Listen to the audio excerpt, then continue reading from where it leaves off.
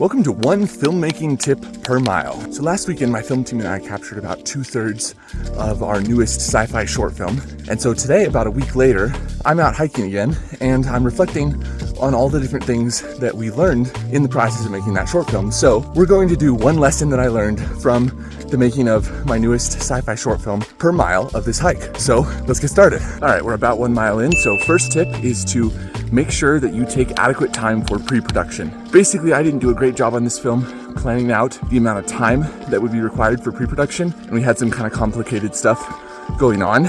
So the result of that was that we were still working on those pre-production areas right before we were about to shoot, like literally on set. That was a bit of a problem. So tip number one, make sure you take plenty of pre-production time for however complicated your project is going to be. All right, we're about 2 miles in.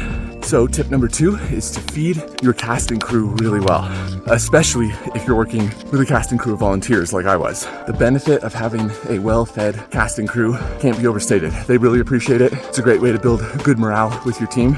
This is a lesson that I feel like I'm still learning, even if we did a good job of it this last time, but I haven't done a good job of it in the past. So I'm on the positive end, but still a lesson worth talking about. All right, the sun is here. We're 3 miles in, which means it's time for tip number 3, which is to have a shot list and use it. Specifically on the film that we just made, we experienced weather delays, running out of time at the end of the day, running out of light, things that always happen on our projects. And if we hadn't had a shot list, we would have been in deep trouble. But a shot list helped us stay organized, helped us know exactly what we needed to shoot next, and just was a great guide to the day. So if you're trying to make a film without a shot list, you're gonna be more disorganized. You're gonna have to be figuring stuff out on the fly, which is gonna take more time. So just use one. Anyways, onward we go.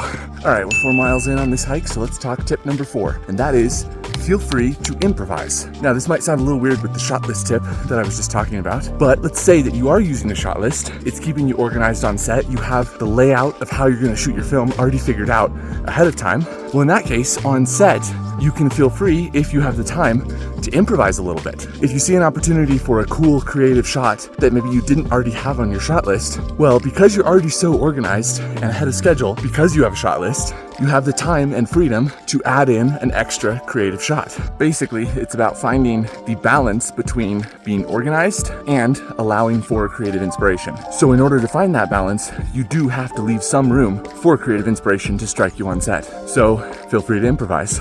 All right, we're out of time in part 1, so click the link below to watch part 2.